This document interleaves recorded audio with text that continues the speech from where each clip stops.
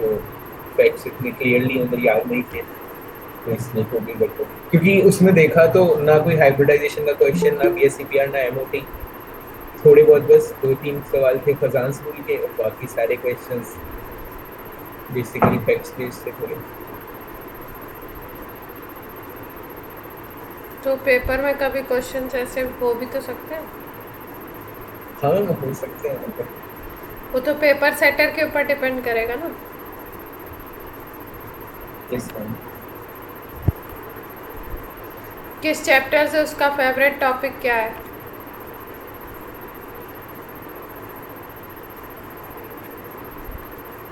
और लोग बताइए। ये तो आयुष ने बताया, बाकी लोग बताएं। मैम मेरा भी अच्छा नहीं हुआ। अच्छा, हाँ मेरा भी अच्छा नहीं हुआ था। मीत आ गया क्लास में?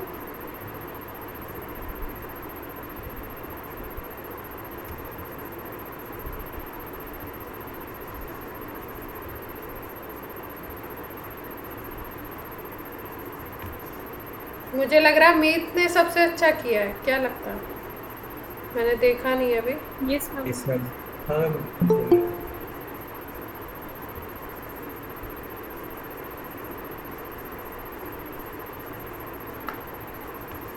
तो क्या लग रहा है आप लोग को? मैम कुछ रिलेट ही नहीं हो रहा था क्वेश्चंस में, क्या कहाँ से रिलेट करें, किसका रिलेशन बताएं। अच्छा, मतलब ओवरऑल में आप लोग को पेपर टफ लगा? पेपर की कहानी है। टफ नहीं यस। मतलब, मुझे तो ये था कि फैक्चुअल बेस्ड क्वेश्चन थे सारे के सारे, और फिर तो हम लर्निंग बेस्ड ज्यादा था, कैलकुलेशन नहीं था। अच्छा कंसेप्ट्स नहीं थे मतलब। अच्छा।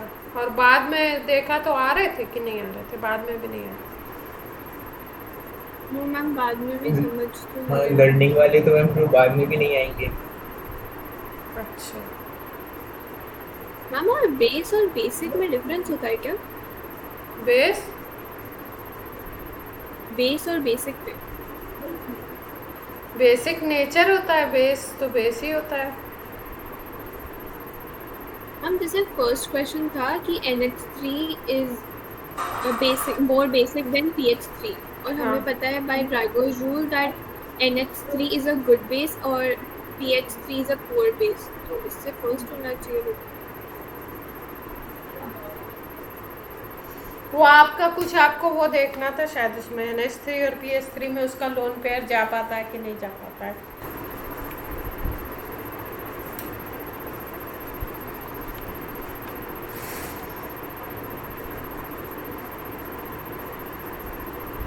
तो एक दिन पेपर सॉल्व करवाते हैं इसका, है ना? दिक्कतें आई हैं सबको। यस। Yes ma'am. और लोग बताइए, और तो बोल नहीं रहे। और प्रियांजल और हर्ष और प्रांजल, टेस्ट दिया था प्रांजल ने? नो मैम, मैम तबीयत ठीक नहीं थी। अच्छा। अनुकृति, राघव यस मैम, दिया था। दिया था? हाँ मैम दिया था। दिया था। कैसा हुआ आप लोग को? टफ लगा? मैम मेरी तैयारी नहीं थी मैम, पूरी रिवाइज नहीं कर पाया था, तो ठीक ही था। गला खराब है क्या हर्ष? नहीं मैम। अच्छा, आवाज़ भारी लग रही थी, मुझे लगा खराब। चलो हम लोग स्टार्ट करते हैं, थोड़ा सा आज फर्स्ट ऑर्डर को कंप्लीट करते हैं। फर्स्ट ऑर्डर टॉपिक बहुत इम्पोर्टेंट है। इसका कब करवा दें आप लोग को टेस्ट का, बता दो। नेक्स्ट टर्न पे टेस्ट का करवा दें? Yes ma'am. Yes ma'am. हाँ, आज कौन सा डे है? आज है आपका थर्सडे। थर्सडे, है ना? तो सैटरडे को आप लोग का करवा देते हैं, या कल करवा दें? कल आप लोग 12 o'clock फ्री हो क्या सब लोग? Yes ma'am. Yes ma'am. Yes ma'am. किसी की कोई क्लास तो नहीं होती? मीत नो मैम, कोई क्लास नहीं होती। तो कल करवा देते हैं ना, फिर अपनी परसों काइनेटिक्स की क्लास हो जाएगी आराम से। टेस्ट पेपर डिस्कशन कल करवा देते हैं। चलो, अपन बात कर रहे हैं किसकी, फर्स्ट ऑर्डर रिएक्शन की। ज़ीरो ऑर्डर की अपन ने थोड़ी सी बात करी थी कि कैसे कैसे रेट पे डिपेंड करता है, कंसंट्रेशन के साथ क्या है, टी लाइफ टाइम क्या होता है, टी हाफ क्या होता है ना, बात करी थी अपन ने। Archi, yes ma'am. Zero order reaction के लिए हाफ लाइफ का फॉर्मूला क्या बताया था? हम ए नॉट अपॉन 2 के। आर्ची बोलेगी। नॉट अपॉन 2 लिखते थे। हम्म सॉरी। हम्म और अनुकृति बताइए, टी एल एफ क्या था?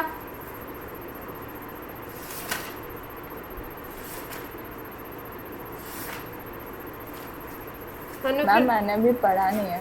ओहो, क्या बात है, अभी बोला हुआ है ना, लेक्चर से पहले प्रीवियस लेक्चर का पढ़ के बैठेंगे। टीएलएफ होता क्या था, कौन बताएगा? हर्षित अग्रवाल। यस मैम, बताओ। हर्षित Agarwal.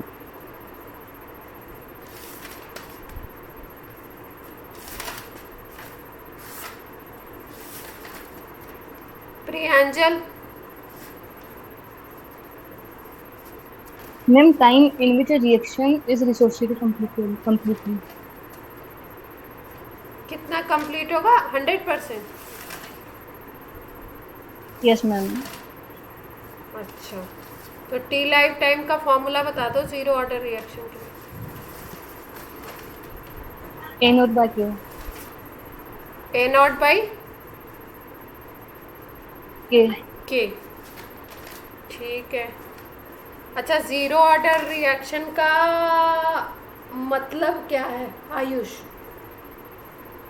Ma'am, zero order reaction ऐसी रिएक्शन होती है जिसके अंदर जो रेट ऑफ रिएक्शन होती है वो कंसंट्रेशन ऑफ रिएक्टेंट के ऊपर डिपेंड नहीं करती है, वो केवल रेट कांस्टेंट जो हमारा के होता है उसी पे डिपेंड कर रही होती है। Pranjal. Yes ma'am. Order of reaction क्या होता है? मैम, ऑर्डर ऑफ रिएक्शन वैसे डेफिनेशन याद नहीं आ रही हूँ अभी। तो कुछ एक्सप्लेन करो, ऑर्डर के बारे में कुछ तो जानते होंगे ना। मैम ऐसे डेफिनेशन वाइज या फिर थोड़ा होना वैसे आता नहीं, क्वेश्चंस में आता है अप्लाई करना।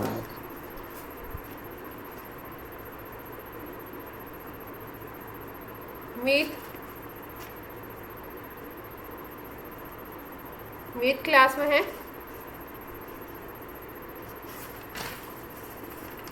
Yes ma'am. Order of reaction क्या होता है?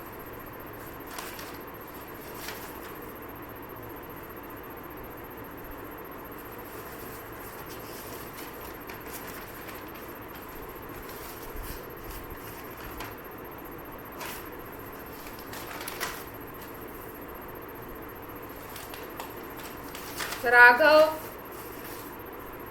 क्या बात है, टेस्ट के चक्कर में पढ़ा ही नहीं क्या? बिल्कुल, टेस्ट तो शाम को ओवर हो गया था। राघव,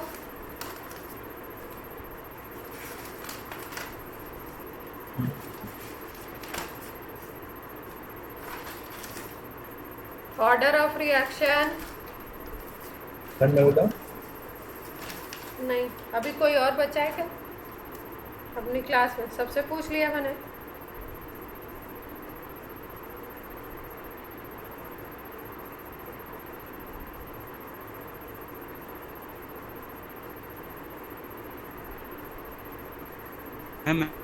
मैं बताऊं? ऑर्डर बताओ। Harshit. Yes ma'am. Pranay class में है? No ma'am. अच्छा, आज नहीं है, ठीक है। हर्षित बोलो order of reaction. Ma'am, chemical reaction और कंसंट्रेशन के बीच का रिलेशन है, उसे ऑर्डर कहते हैं मैम। अच्छा, आयुष बताओ। मैम, रेट एक्सप्रेशन के अंदर जो मोलर कंसंट्रेशन की कि एक्सपोनेंट्स होते हैं, उन एक्सपोनेंट्स का जो सम होता है उसको ऑर्डर ऑफ रिएक्शन बोलते हैं। और उसके ऊपर, उस नंबर के ऊपर रेट डिपेंड करता है ना।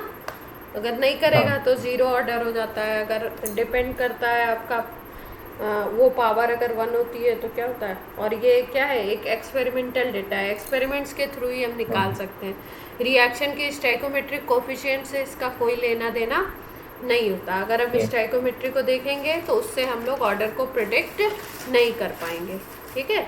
एक्सीडेंटली हम सही बता दें वो अलग बात है, पर अगर हमें सही सही बताना है एग्जैक्टली तो हमें क्या पता होना चाहिए, हमें एक्सपेरिमेंटल डेटा पता होने चाहिए, तभी हम बता सकते हैं इन चीज़ों को। क्लियर है इतनी बात सबको, ठीक है। पढ़ के बैठा करो थोड़ा सा, है ना सब लोग। चलो स्टार्ट करते हैं हम लोग। मेरा पूछने का मतलब केवल इतना है कि मतलब आप लोग थोड़ा थोड़ा साथ साथ में पढ़ते भी रहे, है ना। ये जो 12th क्लास होती है ना, इसमें बड़ा बैलेंस बनाना पड़ता है। मतलब आप 11th का रिवाइज कर रहे हो तो अब ऐसा नहीं हो कि 12th गायब हो जाए, ठीक। फर्स्ट ऑर्डर के लिए जैसा कि मैंने बताया कि रेट एक्सप्रेशन जब हम लोग लिखते हैं, रेट लिखते हैं, तो ये रेट स्क्रीन शेयर नहीं कांस्टेंट। किया आपने। अच्छा, एक मिनट बस।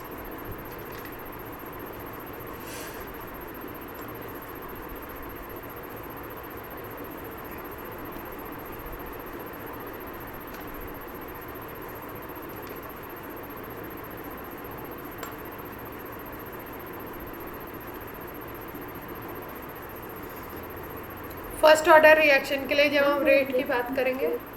हाँ बेटा जी। मैम वो साइड में लेसन 5। अच्छा लेसन आज अपना लेक्चर 5 है इसका, पक्का? यस मैम पक्का। Yes ma'am. Yes ma'am.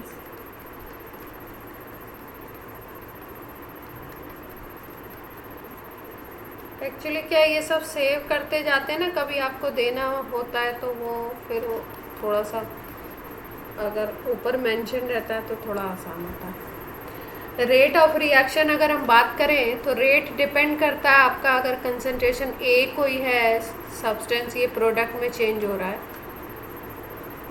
ठीक है। तो रेट ऑफ रिएक्शन हम कैसे लिखते हैं, के ए के पावर 1, ऑर्डर हमारी 1 हो जाती है, ऐसे ही तो लिखते हैं हम लोग। Yes ma'am. ठीक है। अब अगर रेट वैसे लिखना है तो minus D A by D T ऐसे लिखेंगे हम लोग। ऐसे ही लिखने वाले।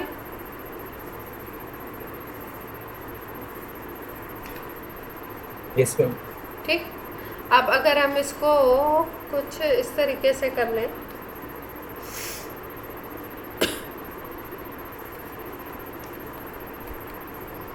डी ए बाई ए कर लें और इधर क्या चला जाए, के डी टी चला जाए, ठीक।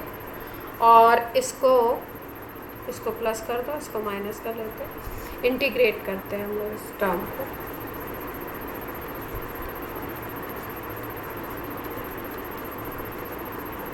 इंटीग्रेशन सबको आता होगा मीत को छोड़ के, थोड़ा बहुत मीत को भी मालूम होगा। यस और नो? Yes ma'am. ये ए नॉट से ए तक पहुंचता है, ठीक है। अब देखो मैम ये डी टी हटेगा ना? डी टी हट जाएगा इंटीग्रेशन में, फाइनल रिजल्ट में हटेगा ना। नहीं, D A over D T जो हमने साइड में डी टी डी ए के नीचे वाला जो डी टी है वो हटेगा। यहाँ पे ए आएगा ना।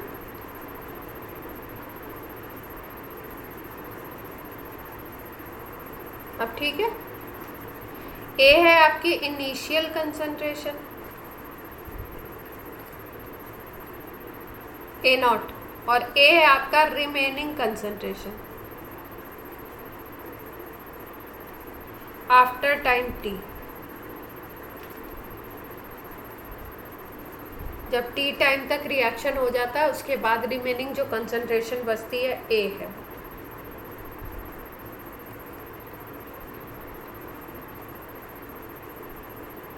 क्लियर है बात? अब इसको इंटीग्रेट कर देते हैं तो क्या आना चाहिए इंटीग्रेशन के बाद? हम ln ln a आ जाएगा।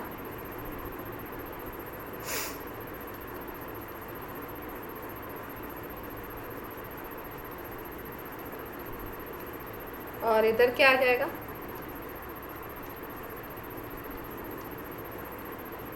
ऐसे ही करते हैं ना हम लोग। ln को हम लोग e लिख सकते हैं क्या? log बेस ई ऐसे लिख सकते हैं ना। तो अब वैल्यू पुट करेंगे तो ये ऐसे हो जाएगा।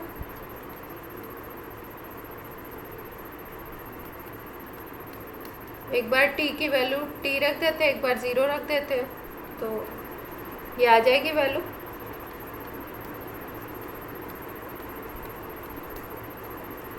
इंटीग्रेशन में कोई गड़बड़ी हो तो बता दो, बाकी तो ठीक है। ये वैल्यू आ जाएगी क्या अपनी नेचुरल लॉग के फॉर्म में? Yes ma'am. और अगर इसको हम ऐसे लिखते,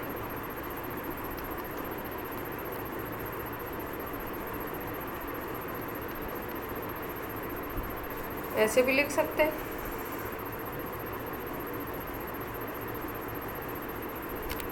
ठीक है, अब इसको हम लोग कन्वर्ट कर लेते हैं अपने बेस 10 लॉग में। तो बेस 10 वाले में 2.303 से मल्टीप्लाई करना पड़ता है।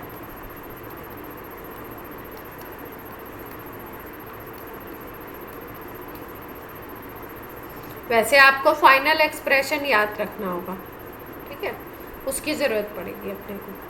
तो इसको आप बेस 10 में कर दिया, इसको भी बेस 10 में कर दिया, ये तो माइनस के टी टर्म है ही।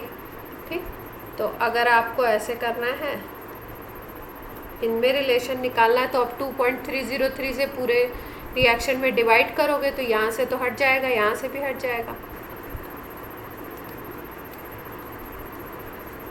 और यहाँ पे क्या आ जाएगा? इतनी बात क्लियर है सबको? यस और no? Yes ma'am. Yes ma'am clear. अब इसको हम लोग बेस 10 ऐसे डिनोट नहीं कर रहे, मतलब नहीं लिखा है तो मतलब बेस 10 ही है, ऐसे लिख दिया।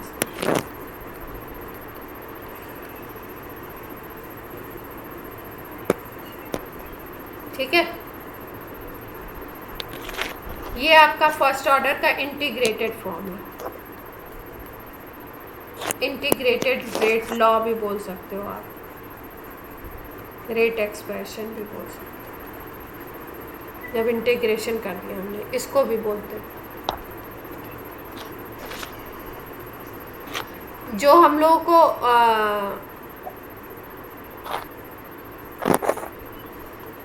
न्यूमेरिकल्स में यूज़ करना है वो ये नहीं यूज़ करना है। ठीक है, न्यूमेरिकल्स के लिए हम लोग दूसरा यूज़ करेंगे, इजी फॉर्म यूज़ करेंगे। ठीक है, लेकिन ये भी पता होना चाहिए कभी कभी, क्योंकि आपको उससे भी दे देते हैं ना, ग्राफ वगैरह से भी क्वेश्चन दे सकते हैं, है ना। तो अब अगर हम ग्राफ बनाए, इसको y ले लो, इसको आप c ले लो, और ये हो गया mx, और ग्राफ हम बना रहे हैं किसके बीच में? हमने बनाया log a और t के बीच में ग्राफ बनाते हैं।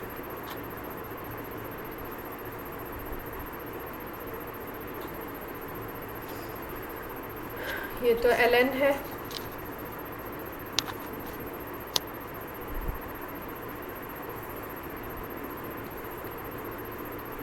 log a, और किसके बीच में हम ग्राफ बना रहे हैं? t के बीच में ग्राफ बना रहे हैं।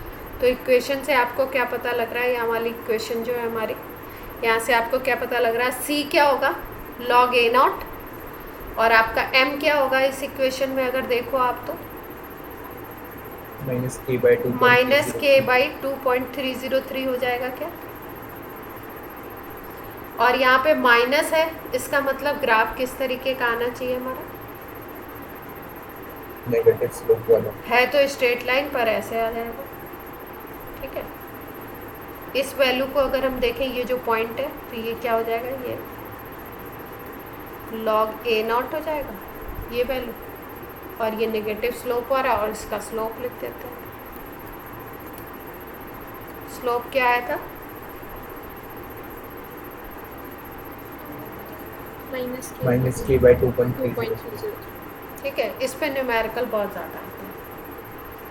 ठीक, तो अब एक और चीज़ याद रखनी कि फर्स्ट ऑर्डर में अगर हम लोग लॉग और टी के बीच में, लॉग ऑफ कंसंट्रेशन और टी के बीच में ग्राफ खींचते हैं तो स्ट्रेट लाइन मिलता है। लेकिन अगर ज़ीरो ऑर्डर का आपको स्ट्रेट लाइन मिल रहा है तो वो कंसंट्रेशन और टाइम के बीच में होता है। ज़ीरो ऑर्डर में आपको कंसंट्रेशन और टाइम के बीच में स्ट्रेट लाइन मिलता है, और यहाँ पे लॉग लोगे आप कंसंट्रेशन का तब टाइम के साथ आपको ग्राफ मिलता है। कैसा? Straight line with negative slope. ठीक, अब यहाँ पे देखो, यहाँ पे इन्होंने इसी को, ये जो कंसंट्रेशन है, रिमेनिंग कंसंट्रेशन है, इसको इन्होंने a माइनस एक्स लिख दिया है। a माइनस एक्स का मतलब a थी आपकी इनिशियल और x ख़त्म हो गई, ठीक है, लॉस हो गई, तो अब आपकी a माइनस एक्स क्या हो गई? रिमेनिंग। तो जिसको हम लोग कैपिटल A ले रहे हैं उसको इन्होंने क्या लिख दिया? a माइनस एक्स लिख दिया। अब ln वाला अगर ग्राफ खींचोगे आप, इसको लोगे, इस इक्वेशन को लोगे, ये ln वाला है, तो ln वाले में आपका स्लोप क्या आ जाएगा? माइनस के आ जाएगा क्या, जो ये ग्राफ शो कर रहा है ln a minus x versus t, तो स्लोप क्या आ रहा है? माइनस के।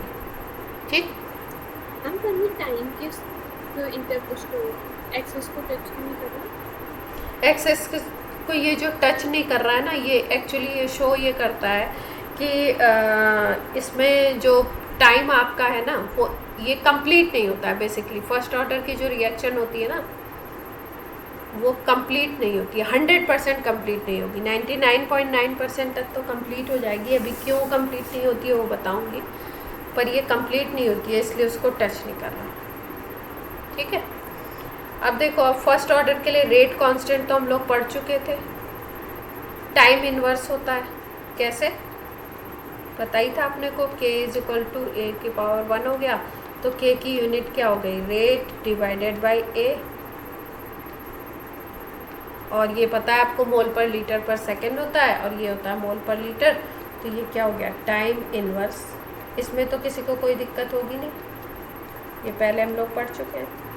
तो किसी भी रिएक्शन के लिए अगर रेट कांस्टेंट दिया और उसकी यूनिट दी हुई है second inverse, minute inverse, hour inverse, year inverse या आपका टाइम इन्वर्स करके, तो इसका मतलब वो कैसा ऑर्डर रिएक्शन है? First order. यूनिट से भी हम लोग पहचान सकते हैं। ठीक, फिर उसके बाद अब हम लोग बात करते हैं इसकी हाफ लाइफ की, कि हाफ लाइफ का मतलब क्या होता है, बता दिया आपको? Yes ma'am. Yes ma'am. तो हाफ लाइफ की अगर बात करो किस में? फर्स्ट ऑर्डर रिएक्शन में। तो हाफ लाइफ का मतलब क्या है कि आपका इनिशियल अगर a नॉट है,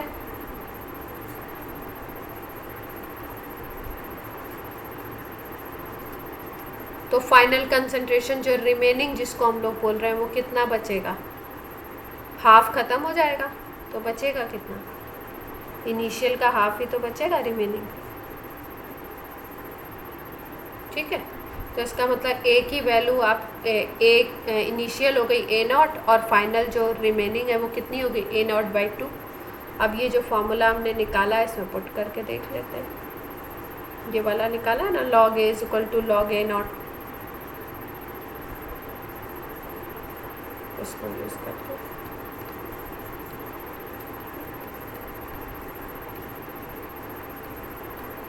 यहाँ पर क्या था? 2.303 था।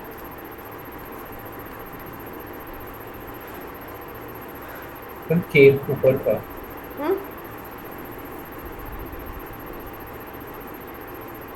एग्जाम के ऊपर था। के न्यूमरेटर में था। केटी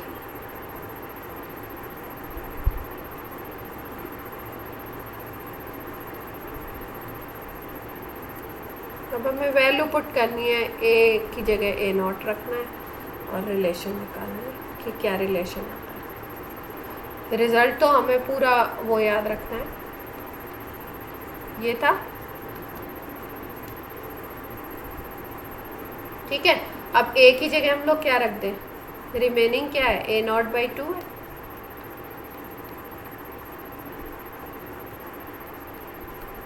t को हमने लिख दिया t हाफ, हाफ लाइफ को हम लोग कैसे डिनोट करते हैं, टी हाफ बोलते हैं।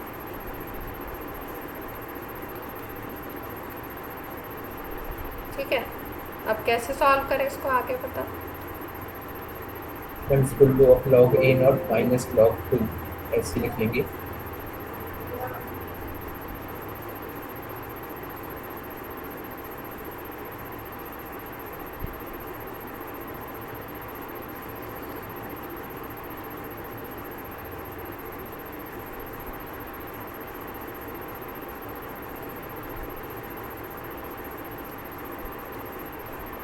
KT वाले टर्म को लेफ्ट में ले आते हैं, KT बाई 2.303 और यहाँ पे क्या आ गया,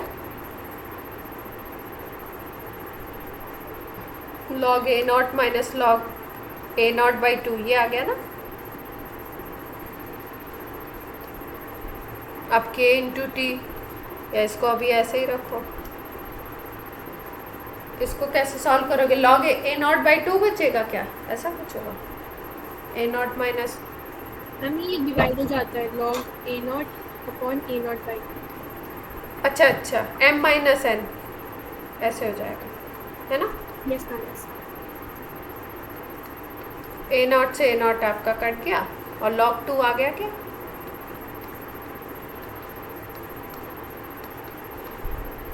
अब log 2 की वैल्यू होती है 0.3010 0.301 और ये 2.303 को राइट साइड में मल्टीप्लाई कर दिया हमने, तो इन दोनों का जो मल्टीप्लिकेशन आता है ये अप्रॉक्स इतना आता है, 0.6932 भी कहीं कहीं लिखते हैं, 0.693 यहाँ पे याद रखो।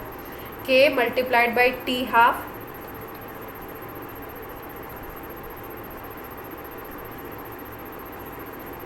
k multiplied by t half आ गया फर्स्ट ऑर्डर रिएक्शन के लिए 0.693, और अगर हम इन दोनों में रिलेशन बोले तो रिलेशन आ जाएगा 0.693 डिवाइडेड बाई k। ये बहुत इम्पोर्टेंट है, क्लियर है।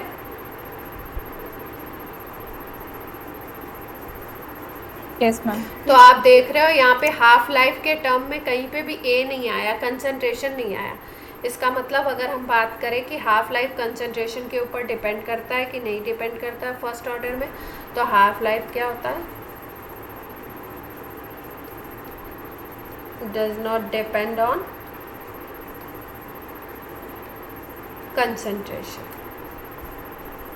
In first order. ठीक है, और यही अगर हम लोग ज़ीरो ऑर्डर के लिए देख रहे थे तो ज़ीरो ऑर्डर के लिए क्या आ रहा था, हाफ लाइफ की का फॉर्मूला क्या था, a नॉट बाई 2 के a नॉट बाई 2 के आया था ना। इसका मतलब ये किसके ऊपर डिपेंड कर रहा था, कंसंट्रेशन के ऊपर डिपेंड कर, इनिशियल कंसंट्रेशन। हाँ क्लियर है बात। ये वाला फॉर्मूला हम लोग बहुत यूज़ करने वाले हैं, रेट कांस्टेंट और हाफ लाइफ के बीच के रिलेशन का। और एक ये जो फॉर्मूला है आपका,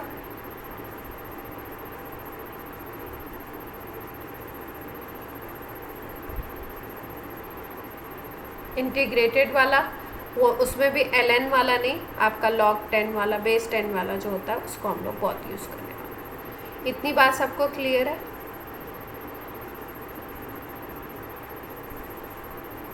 यस मैम। Yes ma'am. ठीक है, तो यहाँ पे हमने देख लिया कि हाफ लाइफ ये डिपेंड नहीं कर रहा और ज़ीरो ऑर्डर में डिपेंड करता है।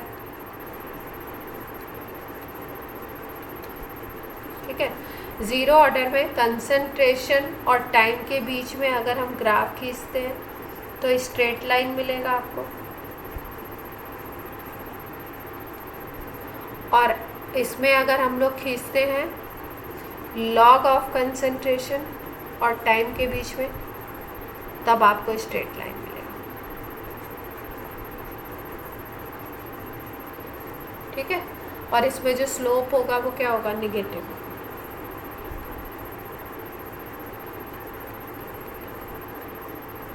फर्स्ट ऑर्डर की बात है, क्लियर। अब ग्राफ से बहुत क्वेश्चन आ रहे हैं, तो कुछ फर्स्ट ऑर्डर के ग्राफ देखते हैं हम लोग। ठीक है, अभी जैसे हम लोगों ने क्या देखा था, कंसंट्रेशन, और आपका किसके बीच में देखा था, टी हाफ के बीच में रिलेशन, कोई रिलेशन नहीं था, है ना। तो अगर आप बात करोगे ऐसे खींचते हो ग्राफ, तो टी हाफ Constant क्या हो रहेगा जाएगा, वो। कांस्टेंट हो जाएगा कंसंट्रेशन के साथ।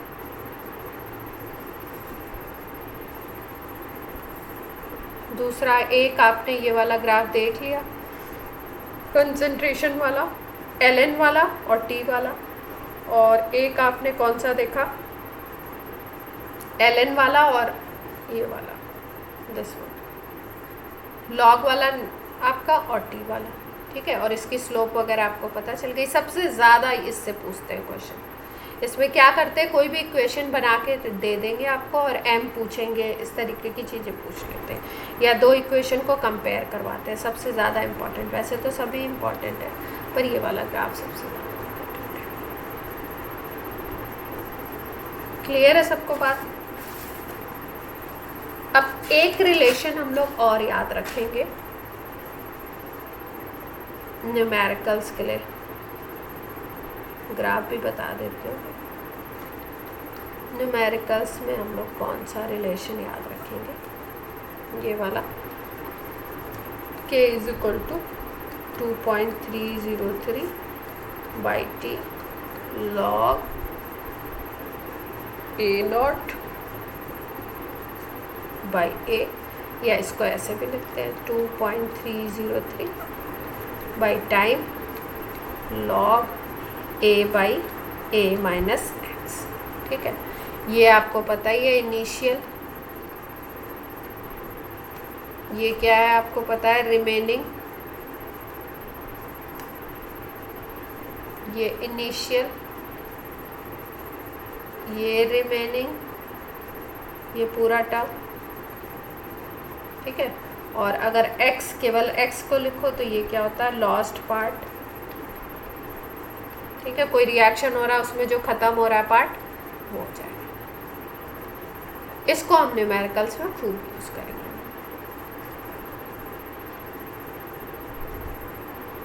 क्लियर है बात सबको। अब एक रिलेशन हम लोग और याद रखते हैं, a और a नॉट में एक रिलेशन ये भी होता है,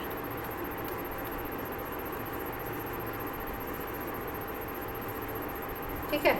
रिमेनिंग कंसंट्रेशन और इनिशियल कंसंट्रेशन में एक रिलेशन ये भी होता है। तो अगर हम लोग इसमें ग्राफ खींचते हैं, रिएक्टेंट का कंसंट्रेशन ले लो, ठीक है, और टाइम ले लो। इसमें अगर ग्राफ खींचोगे, मतलब इसके और इसके बीच में आप ग्राफ खींच रहे हो, तो ये ग्राफ आता है कुछ इस तरीके का, एक्सपोनेंशियल फॉर्म। एक्सपोनेंशियल ग्राफ पढ़ा हुआ आप लोगों ने? Yes yes ma'am. Yes ma'am. यहाँ पे कंसंट्रेशन ए नॉट आ जाएगी, और ये ग्राफ किसका हो गया, ये इस इक्वेशन को फॉलो कर रहा है। क्लियर है? ये भी पूछते हैं, ये भी इम्पोर्टेंट है, ठीक है। अब अगर हम बात कर ले रेट की, सपोज हमने बात कर ली रेट और टाइम की बात कर ली, तो रेट आपको पता है, रेट क्या होता है, के ए, फर्स्ट ऑर्डर के लिए यही तो लेते हैं हम लोग भाई। ए ये जो कंसंट्रेशन होती है एट दैट टाइम होती है, जिस टाइम पे भी हम लोग देख रहे हैं रेट को, ठीक है। तो ए की जगह हम लोग क्या लिख सकते हैं, ये लिख सकते हैं क्या,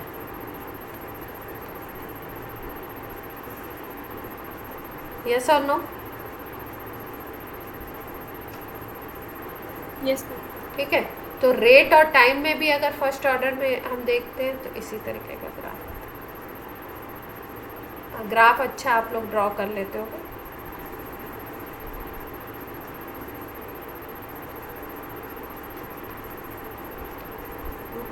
ये जितने ग्राफ है ना, इनसे क्वेश्चंस खूब पूछे गए घुमा फिरा के। अगर आपको ग्राफ का मीनिंग पता है, किस ग्राफ को कैसे इंटरप्रेट किया गया है, क्या चीज़ें हैं, तो आप आराम से करो। अब इस ग्राफ में ये इनिशियल वैल्यू क्या हो जाएगी, जब टी की वैल्यू हम लोग 0 रखेंगे तो के नॉट हो जाएगी क्या, जब रेट 0 होगा तो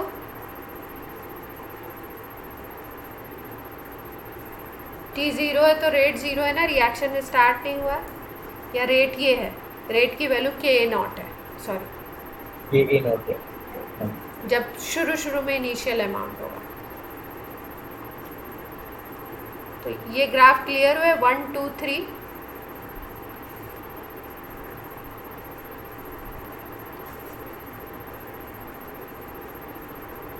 ये न्यूमेरिकल्स के लिए यूज़ कर रहे हैं, ठीक है। अब कोई ग्राफ बचा है तो देख लेते हैं, नहीं तो एक छोटू सा न्यूमेरिकल करवाते हैं आपको।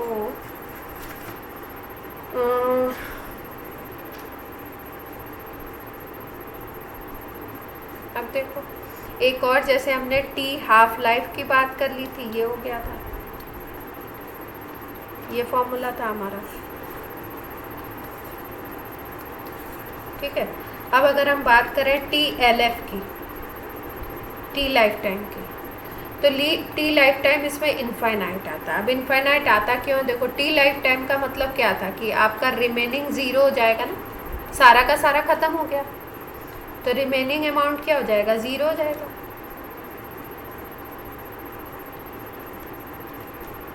और रिमेनिंग अमाउंट जब ज़ीरो हो जाएगा तो यहाँ पे ज़ीरो कर दोगे आप, तो ये पूरी वैल्यू इनफाइनाइट हो जाएगी क्या? अगर टी यहाँ पे ले लो तुम, टी को इधर ले लो, के को इधर ले लो, तो टाइम क्या आ जाएगा? इनफाइनाइट आ जाएगा। यस और नो?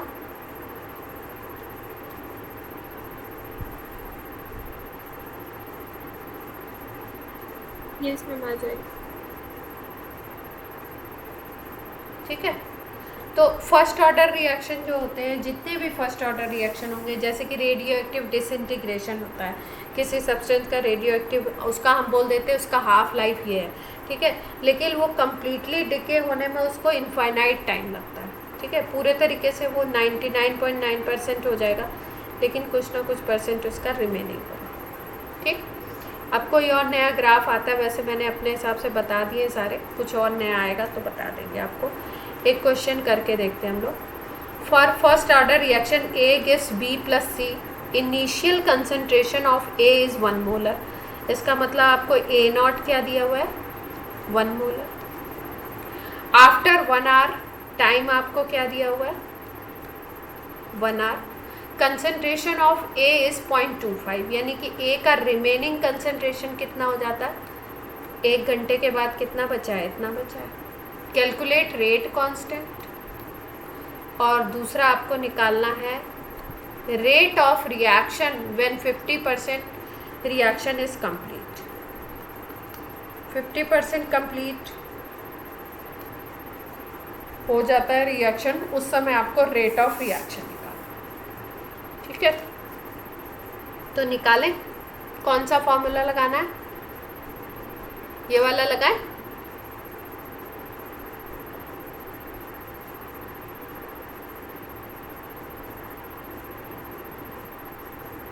पहले के निकालें। मेरी आवाज़ जा रही है? आप लोग कोई कुछ बोल नहीं रहा। Yes ma'am. हाँ यस मैम। के निकालते हैं पहले। आप लोग जैसे बीच बीच में बोलते नहीं हो ना, तो मुझे ऐसा लगता है क्या हो रहा था। टाइम रख दिया हमने 1 आवर, मतलब ऐसा लगता है कभी कि ऐसा तो नहीं है कि वो हो गया है, ये तो रिमेनिंग है ना।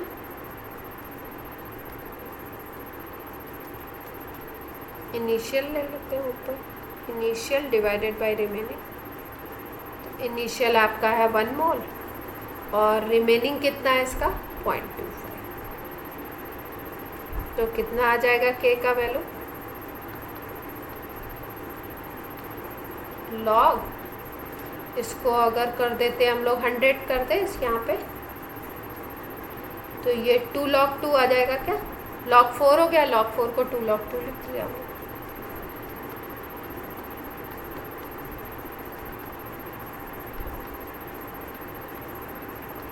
और आपको पता है ये दोनों का मल्टीप्लिकेशन अभी हम लोगों ने ये लिया था,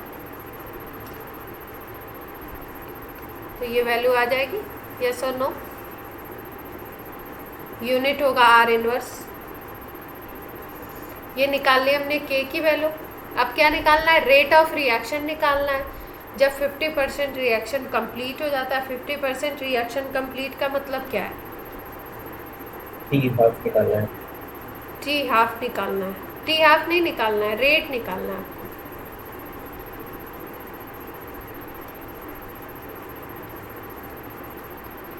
रेट इज इक्वल टू क्या होता है? के।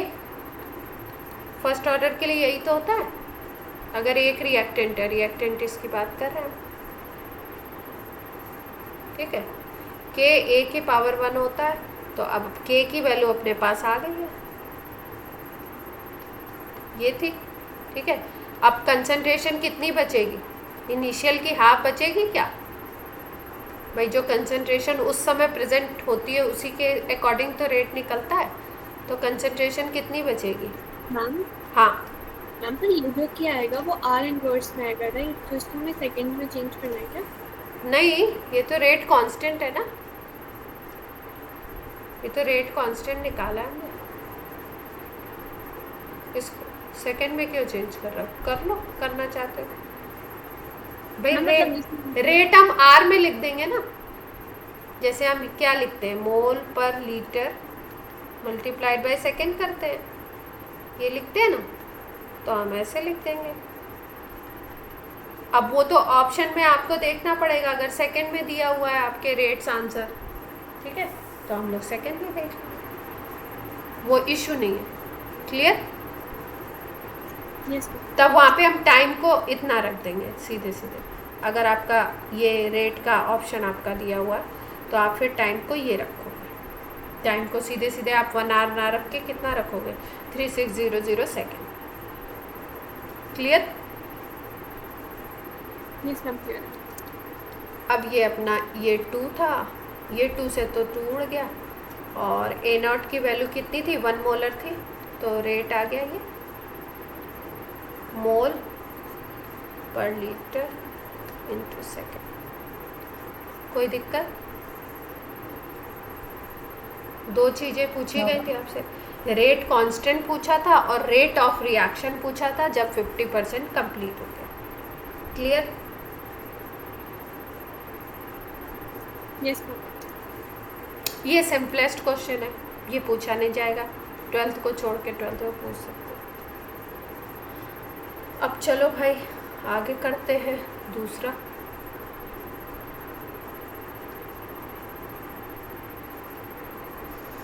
Decomposition of H2O2 follows first order reaction. एक मिनट, एक और इजी क्वेश्चन कर लेते हैं, फिर करते हैं। नहीं, या कर लेते हैं, करवा देंगे। H2O2 का डिकम्पोजिशन हो रहा है, वो फर्स्ट ऑर्डर रिएक्शन है, तो हम पहले क्या करें भाई, रिएक्शन लिख लेते हैं। क्या है रिएक्शन? ये डिकम्पोज होती है तो वाटर बनाती है और ऑक्सीजन बनाती है। बैलेंस्ड रिएक्शन लिख लेते हैं, ठीक है। इसमें तो किसी को कोई दिक्कत नहीं है, बैलेंस है रिएक्शन।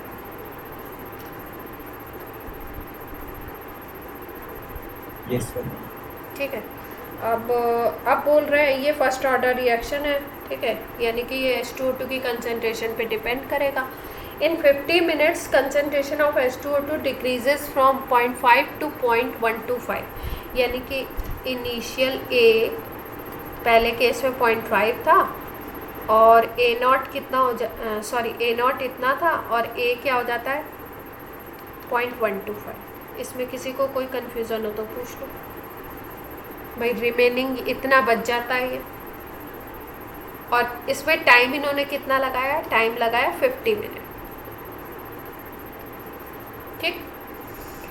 अब फिर उसके बाद बोल रहे हैं when concentration of H2O2 riches 2.05। अब कोई दूसरी चीज़ बता रहे हैं, उसमें कंसंट्रेशन ए नॉट तो 0.5 ही लेंगे हम लोग इनिशियल, और फाइनल बच जाता है वो 0.05, ठीक है।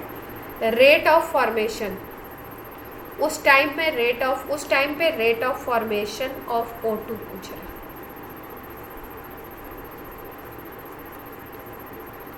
ये निकालना है। क्लियर है बात? रेट ऑफ फॉर्मेशन वगैरह तो वो तो हमें निकालने आता ही है, minus D A by D T, इस तरीके से करके।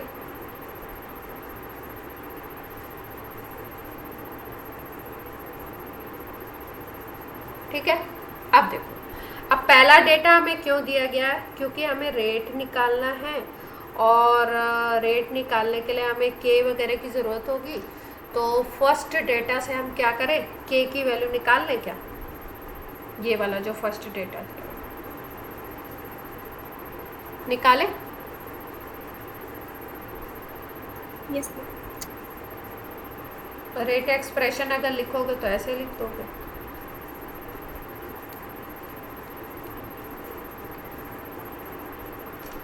यहाँ पे हाफ आ जाएगा।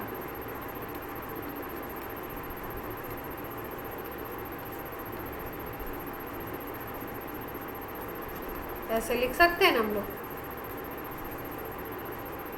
यस और नो। ये वैल्यू निकालनी है आपको।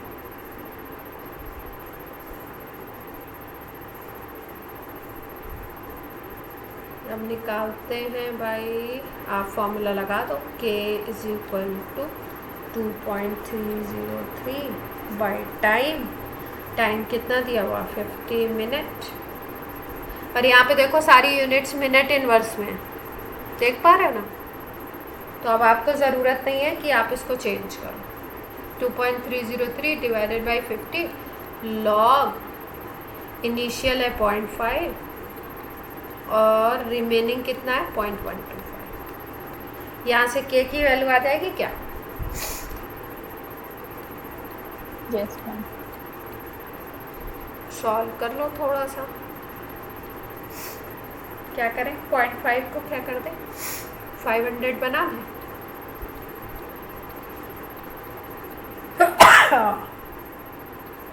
कट कर लेते हैं।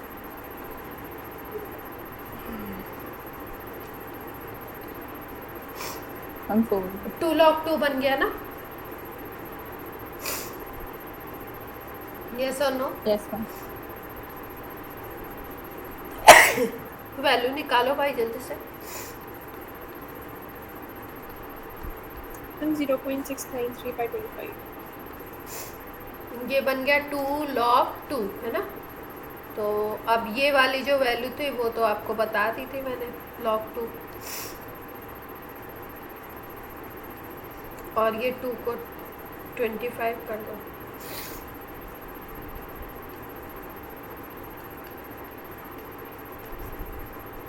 ये आ गई।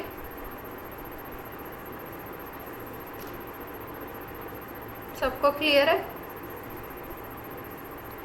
Yes yes ma'am. ठीक है। अब क्या निकालना है तुमको, अब तुमको निकालना है DO2 बाई डी टी। ठीक है, अब DH2O2 बाई डी टी अगर हमें पता चल जाए तो निकाल सकते हैं, उसका हाफ कर देंगे, वही आ जाएगा DO2 by D T. Yes और नो। यस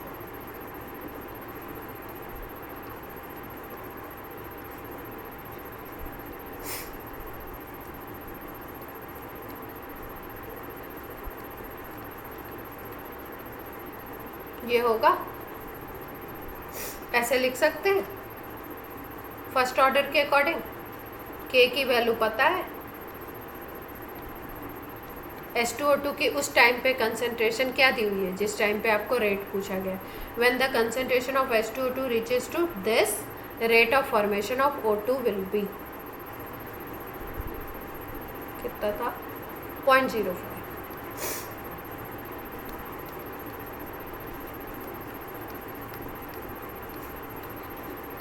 ये आ जाएगा। इसको बना लो।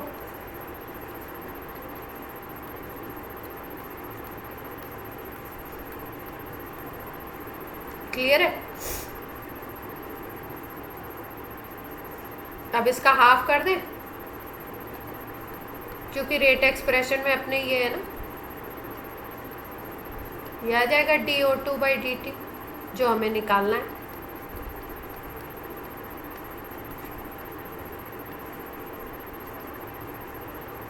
ये आ गया आपका 1000 आ गया ना नीचे।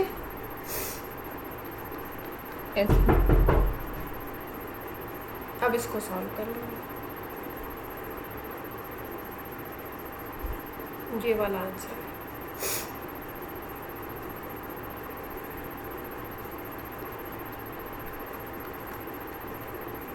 एक मिनट होल्ड करिएगा आप, इसको देखिए समझ आया कि नहीं आया।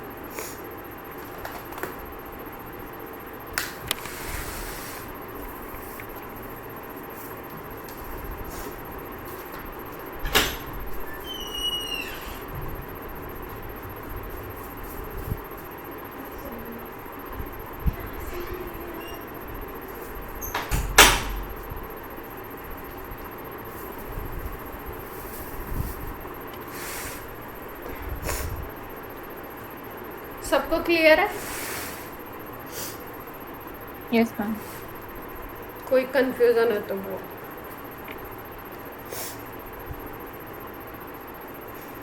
देखो, क्वेश्चंस में ज़्यादातर क्वेश्चंस में जो भी डेटा गिवन होते हैं आपको, वो क्या होते हैं, यूज़ करने के लिए दिए होते हैं। कुछ कुछ क्वेश्चंस में घुमाने के लिए भी दिए होते हैं। तो आपका जैसे इस इक्वेशन में आपको क्या पता होना चाहिए था कि भाई ये डिकम्पोज होता है तो क्या क्या बनाता है, कैसे कैसे बनाता है। फिर उसके बाद दूसरी बात जो हमने करी वो क्या करी, हमने रेट एक्सप्रेशन लिख लिया, क्योंकि हमको rate of formation of oxygen निकालना था, इसलिए हमने रेट एक्सप्रेशन लिख लिया।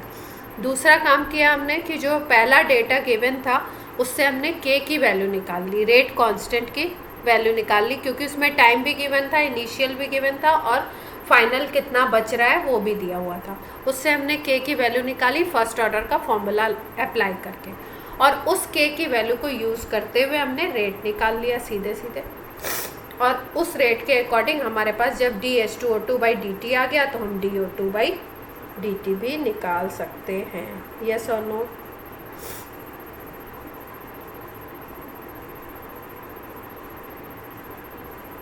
Yes ma'am.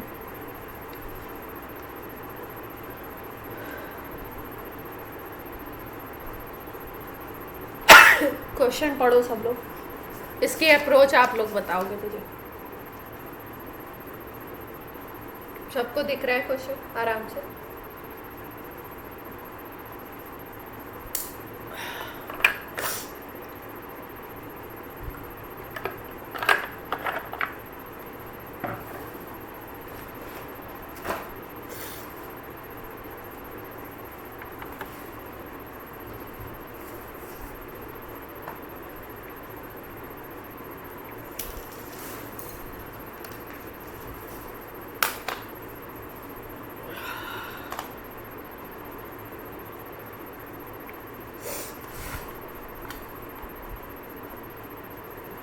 पहले हम यहाँ से के निकाल सकते हैं। पहले हम यहाँ से के निकाल सकते हैं। पहले ये तो बताओ क्या मतलब क्या है क्वेश्चन में, क्या दिया है, क्या चीज़ बताना है। मैम क्वेश्चन में ये बता रहे हैं कि एक जो ऐसा है वो उसकी हाफ लाइफ दे रखी है, फिर उसके बाद पूछ रहे हैं कि मतलब एक बच्चे न्यूबॉर्न बेबी में 1 माइक्रोग्राम ऑब्जर्व हो गया है कैल्शियम की जगह, तो कितना टाइम लगेगा उसको 90% रिड्यूस करने का, तो रेट ऑफ रिएक्शन। ठीक है, अब देखो हाँ सही इंटरप्रेट किया आपने। कोई न्यूक्लियर एक्सप्लोजन रिएक्शन हुआ है ना, उसमें स्ट्रॉन्शियम 90 आपका प्रोड्यूस हो गया, ठीक है। और ये जो स्ट्रॉन्शियम 90 है, कोई न्यूबॉर्न बेबी वहाँ पे था, मतलब एटमॉस्फेयर में ये चीज़ें थी, और जो कैल्शियम उसको उसकी बोन्स में एब्जॉर्ब होना चाहिए था, वो बोन्स में कैल्शियम की जगह पे क्या एब्जॉर्ब हो गया, स्ट्रॉन्शियम 90 एब्जॉर्ब हो गया। और उसका अमाउंट दिया हुआ इनिशियल अमाउंट कि कितना एब्जॉर्ब हुआ, 1 माइक्रोग्राम उसका एब्जॉर्ब हो गया, ठीक है। अब बोल रहे हैं कि ये जो एब्जॉर्ब हो गया है ये मेटाबॉलिकली रिड्यूस नहीं कर सकते। मेटाबॉलिकली का मतलब अपनी बॉडी में कोई, उसकी बॉडी में कोई ऐसा प्रोसेस नहीं हो सकता जिससे कि वो हट जाए, वो धीरे धीरे अपने आप ही रिड्यूस होगा, ठीक। और उसके रिडक्शन में इन्होंने बोला है कि 90% अगर वो रिड्यूस हो जाता है तो आपका उसमें कितना टाइम उसको कंज्यूम करना पड़ेगा या कितना टाइम उसको लगेगा, कितने ईयर्स लग जाएंगे। क्लियर है बात? क्वेश्चन समझ आ गया?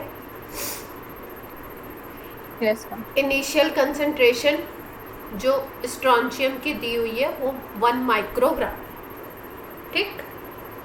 अब इन्होंने बोला कैल्शियम की जगह पे वो एब्जॉर्ब हो गया और उसको टाइम आपसे पूछा गया required to reduce it by 90%। 90% reduce हो जाए, इसका मतलब रिमेनिंग कितना रहेगा उसमें? 10%। भाई रिड्यूस हो गया 90%, इसका मतलब रिमेनिंग कितना बचेगा? 10% बच जाएगा। ये बात सबको क्लियर है? और हमें जो फॉर्मूला हम यूज़ करते हैं उसमें रिमेनिंग यूज़ करते हैं, तो रिमेनिंग निकाल लेते हैं। भाई इनिशियल का 10% बचेगा तो इनिशियल का 10% निकाल लेते हैं। इनिशियल था 1 माइक्रोग्राम, इसका 10% कितना हो जाएगा? 0.1 माइक्रोग्राम हो जाएगा क्या? यस और नो? यस। अब अपने पास ए आ गया, ए नॉट आ गया, टी हाफ है अपने पास, ठीक। अब टाइम पूछा गया है कि ये कितना, ये चीज़ कितने में हो जाएगी, तो इसके लिए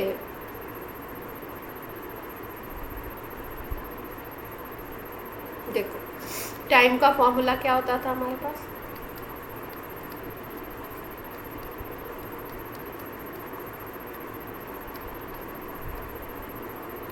ये होता था, यस और नो? यस। ये निकालना है, ये गिवन है, ये हमने निकाल लिया, यहाँ से मिल गया हमको, ठीक है। के की वैल्यू अगर आ जाए तो हम टाइम निकाल सकते हैं। अब के की वैल्यू के लिए इन्होंने क्या डेटा दे दिया? टी हाफ दे दिया। अब हमको पता है कि अगर फर्स्ट ऑर्डर रिएक्शन है तो उसका जो टी हाफ होता है और जो के होता है उसमें रिलेशन हमें पता है, तो के निकाल लेंगे। टी हाफ की वैल्यू कितनी थी? 6.93 यस दे दिया, इन्होंने दे दिया 6.93 यस, तो यहाँ से कितना आ जाएगा? 0.1 0.1 आ जाएगा ईयर्स इनवर्स में। के की वैल्यू आ गई अपने पास, यस और नो? अब वैल्यू रख ले, यस। टाइम निकालने के लिए वैल्यू रख लेते हैं। कैलकुलेशन मिस्टेक मत करना। न्यूमेरिकल्स जो आते हैं इस तरीके के, जो ग्राफ आता है उसमें तो थोड़ा ध्यान भी लगाना पड़ता है आपको। इसमें क्या होता है, इसमें एकदम सीधी सीधी चीज़ें होती है, वैल्यू एकदम सीधी सीधी रख दो, आपका आंसर आ जाएगा। इनिशियल 1 था और लास्ट में कितना बचा था? 0.1 बचा था, तो इसको हटा दोगे पॉइंट को, तो ये क्या आ गया? इसको यहाँ पे लिख देते हैं ना, बाद में देखेंगे तो कंफ्यूज हो।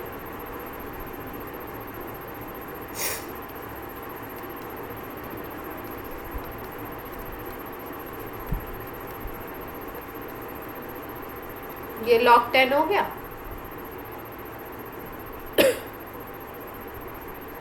अब ये कितना आ जाएगा? 23.03 आ जाएगा क्या टाइम? यस। क्लियर है? ये शायद मैम हाँ बोलो बेटा। मैम इसके अंदर अपन ने कैसे आइडेंटिफाई, हाँ यस मैम, मैम इसके अंदर अपन ने कैसे आइडेंटिफाई किया कि फर्स्ट ऑर्डर रिएक्शन है?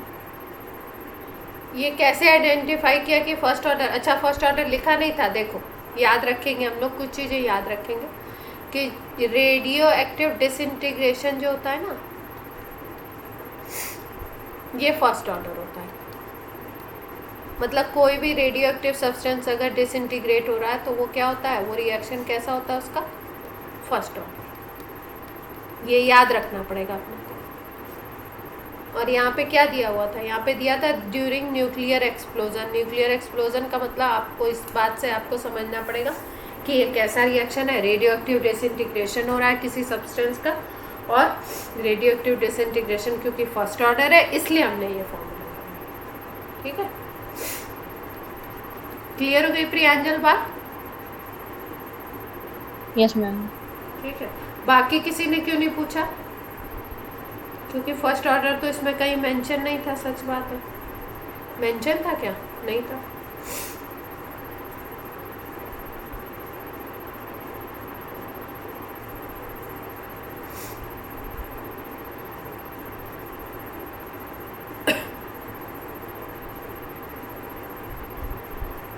अब देखो जैसे हाँ ये देखो इन्होंने पहली लाइन में पहला ही एग्जांपल दिया हुआ है, radio active disintegration is first order reaction. जैसे ये वाला रिएक्शन है, ठीक है, ये सुक्रोज है, सुक्रोज की हाइड्रोलिसिस कराते हैं हम लोग तो ग्लूकोज और फ्रुक्टोज बनता है, ये भी फर्स्ट ऑर्डर रिएक्शन है। इसमें वाटर की कंसेंट्रेशन के ऊपर डिपेंड नहीं करता है, इसके ऊपर डिपेंड करता है। Mineral acid catalysed hydrolysis of Easter, कोई ईस्टर ले लो आप, जैसे मान लो ये ले लिया आपने, ठीक है, ये ईस्टर होते हैं, इनकी हाइड्रोलिसिस करवा दो आप। मिनरल एसिड का मतलब जैसे HCl ले लिया, HNO3 ले लिया, H2SO4 ले लिया, इनकी अगर इसकी प्रेजेंस में करवाते हैं हाइड्रोलिसिस तो ये भी होती है फर्स्ट ऑर्डर रिएक्शन, ठीक है। केवल इसकी कंसेंट्रेशन के ऊपर डिपेंड करता है, वाटर की कंसेंट्रेशन पे डिपेंड नहीं करता। तो देखो इन्होंने लिखा decomposition of H2O2 in aqueous solution, ये भी आपके कुछ 2-4 एग्जाम्पल याद रखेंगे। वैसे जो क्वेश्चंस होते हैं उसमें अब मेंशन कर देते हैं कि हाँ वो आपका फर्स्ट ऑर्डर है, सेकंड ऑर्डर है, उसको मेंशन करेंगे, ठीक है।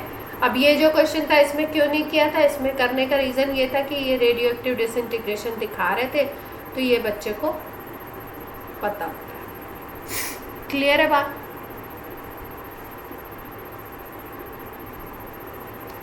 अभी तक जितना भी किया हम लोगों ने, ग्राफ किया और इसके बारे में जो भी रिलेशन पढ़े, उसमें कोई बात नहीं क्लियर हो तो बता दो।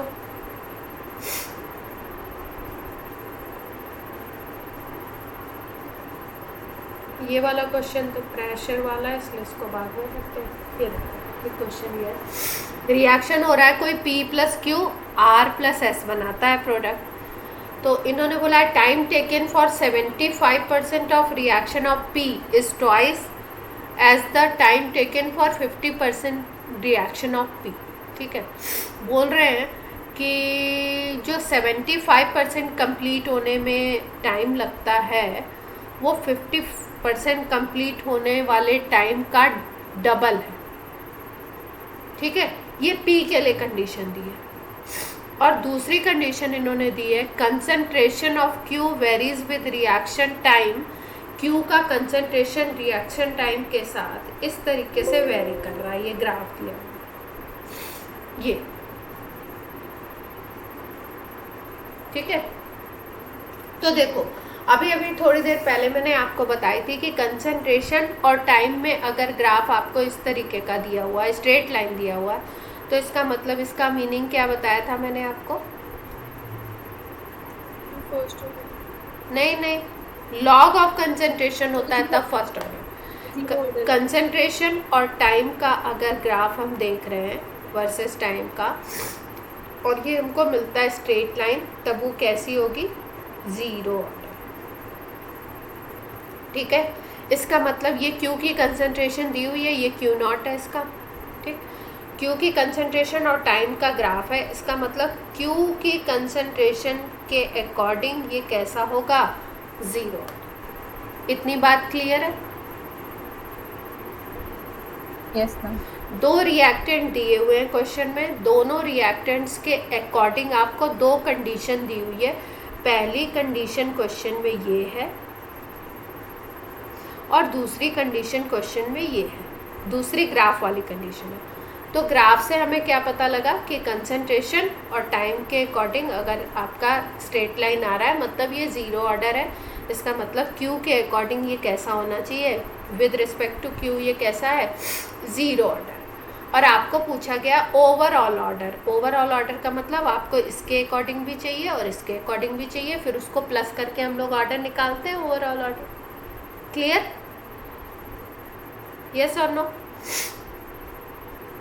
यस ठीक है। अब ये जो पहली कंडीशन दी है इससे हम लोग देखते हैं कि हो सकता है ये फर्स्ट ऑर्डर निकल जाए, तो निकालते हैं।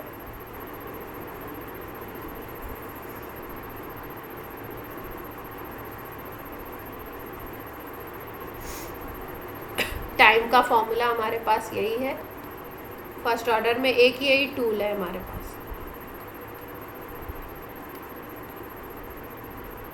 इसको A0 लिख लो। मैम? हाँ पर अगर हमें पता होता कि ये फर्स्ट ऑर्डर है और हमें पता लगा लिया कि ये Q जो है ज़ीरो ऑर्डर है, फिर तो पता चल गया ना कि पूरा ओवरऑल वन है। हाँ, तो अभी कैसे, अभी पता नहीं लगा ना फर्स्ट ऑर्डर है।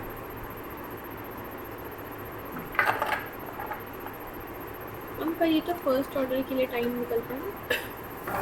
क्या नहीं, अभी इनकी जो कंडीशन दी हुई है उसको हम फर्स्ट ऑर्डर की इक्वेशन में रख के देख रहे हैं। अगर वो सेटिस्फाई करेगा तो फर्स्ट ऑर्डर है, और अगर वो सेटिस्फाई नहीं करेगा तो फर्स्ट ऑर्डर नहीं। ठीक है, तो देखो क्या कंडीशन दी हुई है इन्होंने बोला है कि 75% कंप्लीशन पहली कंडीशन है और दूसरी है 50% कंप्लीशन। दोनों के टाइम में रिलेशन दिया हुआ है, तो हम लोग ऐसा करते हैं T75 निकाल लेते हैं और T50 निकाल लेते हैं। ठीक है, ऐसे निकालते हैं इसको रख कर।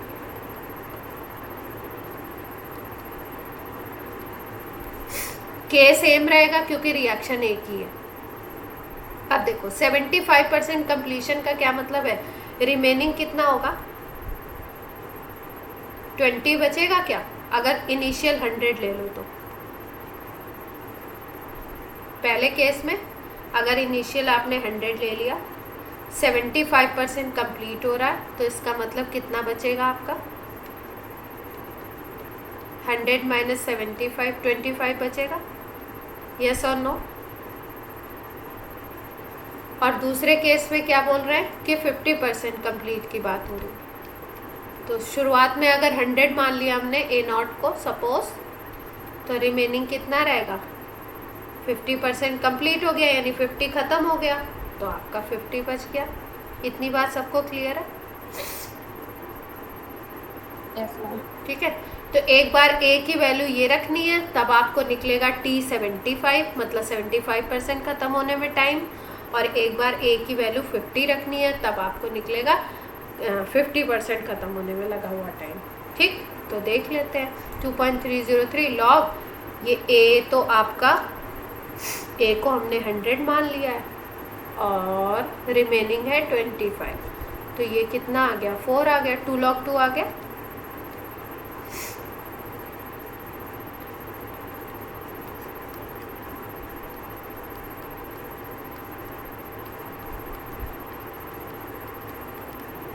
और अगर हम T50% देखेंगे तो उसमें क्या हो जाएगी वैल्यू, लॉग इनिशियल तो 100 है और रिमेनिंग कितना है 50, तो log 2 आ जाएगा क्या।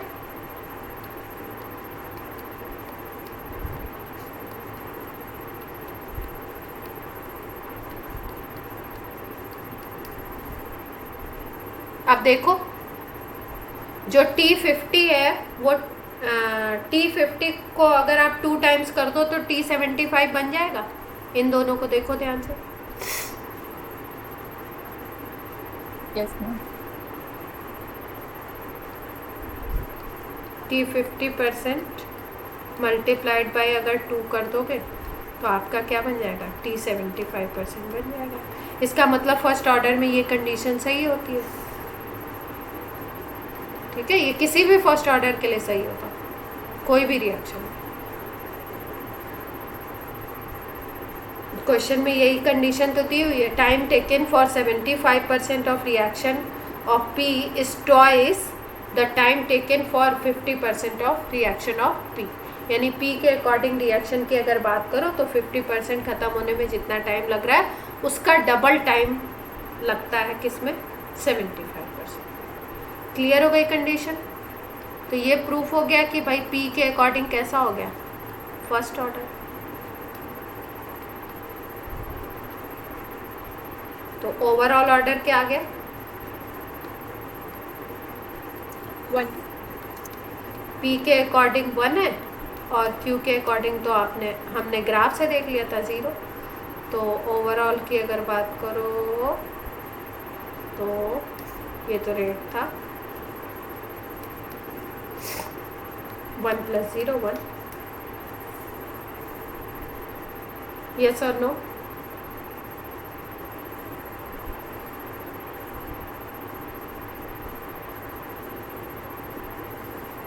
सब लोग बोलिए, सब जय माता दी मत Yes, बोलते yes, ma'am. रहिए। इस बार यस मैम। है ना। देखो दो एडवांस का क्वेश्चन है, बहुत कोई ऐसा टफ नहीं है। 2 कंडीशन देख के क्वेश्चन को थोड़ा सा ट्विस्ट किया गया, 2 तरीके की कंडीशन को मर्ज कर दिया गया। आपको पता ही है एडवांस के क्वेश्चन में कई बार 2 चैप्टर्स को मर्ज कर देते हैं, तो एक ही चैप्टर की 2 कंडीशन को मर्ज कर दिया गया, एक के अकॉर्डिंग 0 ऑर्डर, एक के अकॉर्डिंग फर्स्ट ऑर्डर, और ओवरऑल पूछ लिया। दोनों आप सॉल्व करोगे तब आपको आंसर मिलेगा। क्लियर हो गई बात? Yes ma'am.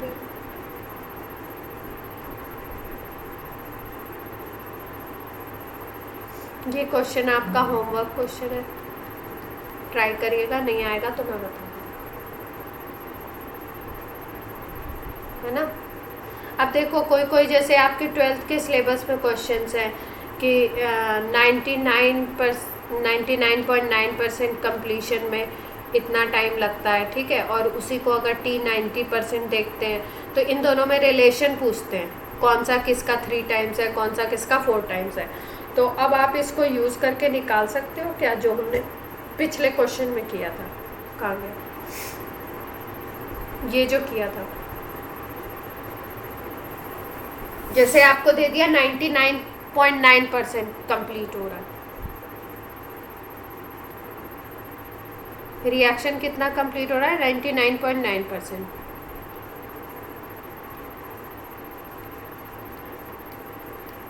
ठीक है, और एक बार बोल दिया रिएक्शन 90% कंप्लीट हो रहा है।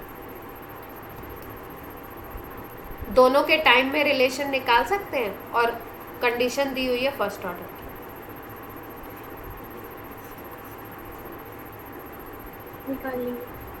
निकाल लेंगे ना, क्यों? क्योंकि देखो 9 ऐसे परसेंटेज वाले क्वेश्चन में सीधे सीधे इनिशियल को 100 मान लो, 12th में आते हैं बहुत क्वेश्चन ऐसे।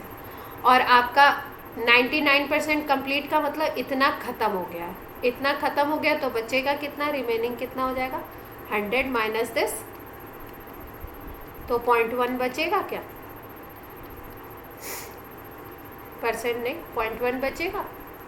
और अगर दूसरी कंडीशन देखो तो यहाँ पे 90% ख़त्म हुआ है, तो इसका मतलब कितना रिमेनिंग होगा, 90 ख़त्म हो गया तो 10 बचेगा।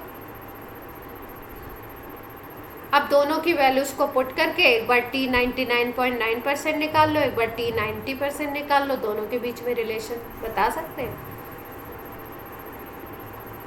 जैसे अभी हमने निकाला था कि ये इसका 2 टाइम्स है, ये निकाला था ना T75, इसमें आपको कभी 40-60 का भी देते हैं। तो प्रोसेस आपको पता है कि अगर कंप्लीशन इतना बोल रहे हैं तो रिमेनिंग कितना होगा, ठीक है। और आपको फॉर्मूला मालूम है कि फॉर्मूला में तो हम लोग रिमेनिंग और इनिशियल को यूज़ करते हैं, उसको यूज़ करके हम रिलेशन कोई भी दिया हो, आपको 60-40 दिया हो, 70-30 दिया हो, कोई भी रिलेशन दिया हो, उसको हम सॉल्व कर सकते हैं। यस और नो?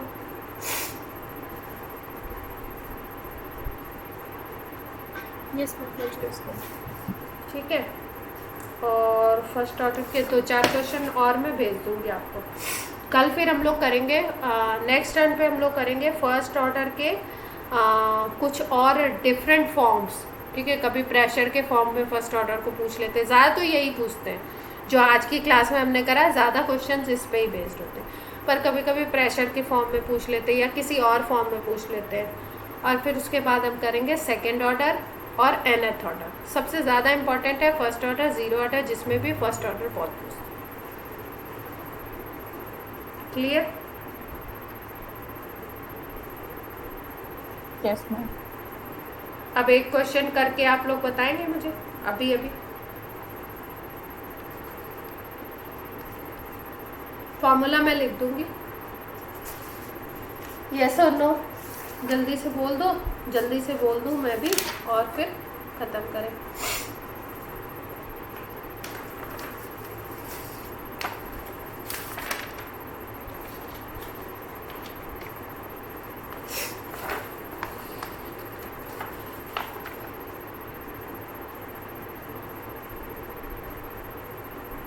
कोई बोल नहीं रहा, बताना नहीं चाहते, थक गए क्या?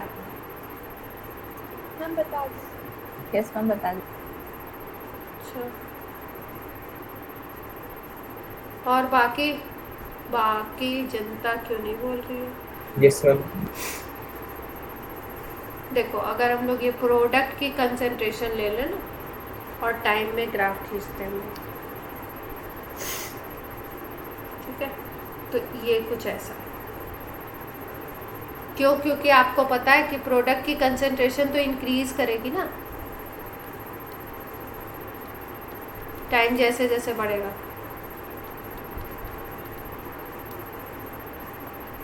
ये P फॉर प्रोडक्ट लिख देते हैं।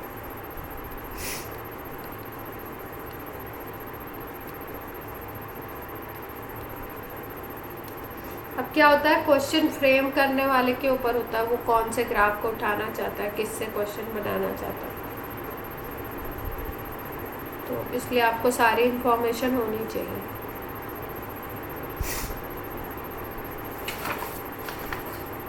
चलो भाई, आपसे पूछ लेते हैं क्वेश्चन। इजी पूछ लूँ। फर्स्ट ऑर्डर रिएक्शन है, कंडीशन पहले से दे रखा है, फर्स्ट ऑर्डर रिएक्शन है। Concentration of reactant reduce to 25% in 1 hour. ठीक है, हाफ लाइफ पूछी गई है।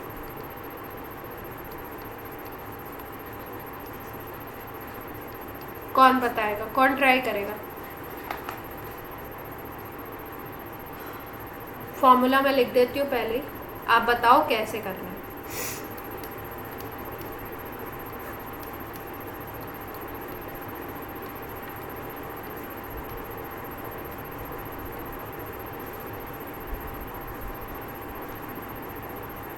मैम बताओ।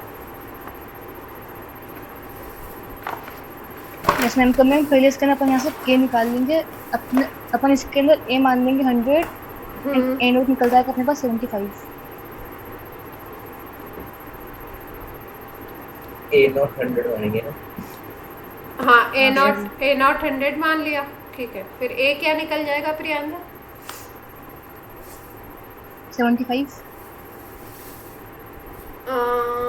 मैम ए हमें देखो- 25 गिवन है। देखो क्वेश्चन की लैंग्वेज देखो। Reduced it is reduced to, मतलब 25% तक रिड्यूस हो जाता है, 25% ही बच रहा है। ठीक है, यहाँ पे ये नहीं बोला कि रिएक्शन इतना कंप्लीट होता है। जब बोलते हैं रिएक्शन कंप्लीट होने का, तो वो परसेंटेज होता है जो खत्म हो गया। ठीक है, तो रिमेनिंग हम लोग निकालते हैं 100 में से उस परसेंटेज को माइनस करके। लेकिन अगर बोल दिया रिड्यूस्ड टू, मतलब कि वहाँ तक खत्म हो, वहाँ तक बचा हुआ है, मतलब इतना हो जाता है फाइनली। इस लैंग्वेज में ये हो जाता है फाइनली, तो ए हो जाएगा 25। अब आगे बताओ क्या करें। यस मैम, टी अपने को बना दिया हुआ, तो अपन यहाँ से के की भी निकाल लेंगे। टी 1 आवर दिया हुआ है, तो के की वैल्यू निकाल लेंगे।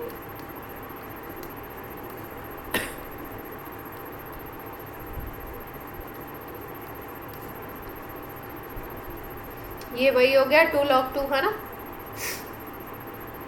Yes ma'am. Yes ma'am. log 2 की वैल्यू रख दी मैंने। अब k की वैल्यू क्या आ गई अपने पास? ये आ गई 0.693 मल्टीप्लाइड बाई 2, ये आ गई क्या? क्योंकि इसका मल्टीप्लिकेशन हमें याद है कि 0.693 होता है, मतलब मुझे याद है। तो k की वैल्यू आ गई। अब क्या करें? Ma'am t r is equals to 2.303 upon k, तो उसमें कुछ कर देंगे। 0.693।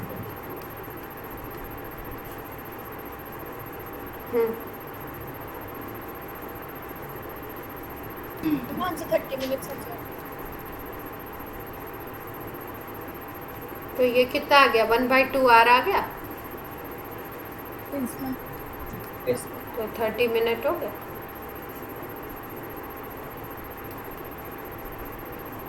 क्लियर है?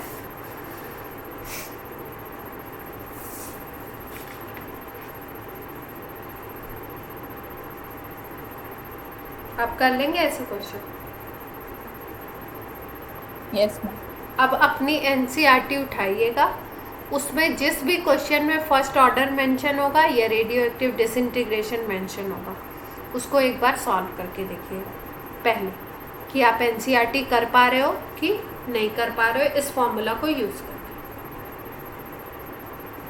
क्लियर है बात? फिर आगे बात करेंगे।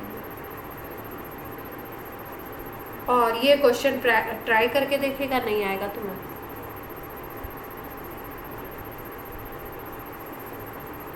ठीक है, अब कल की क्लास 12 o'clock रख दे, 1 घंटे की रख लेते, टेस्ट पेपर डिस्कशन हो जाएगा आपका। Yes ma'am. Yes ma'am. चलो बच्चा party, bye bye. Thank you ma'am. Thank you ma'am. Thank you ma'am.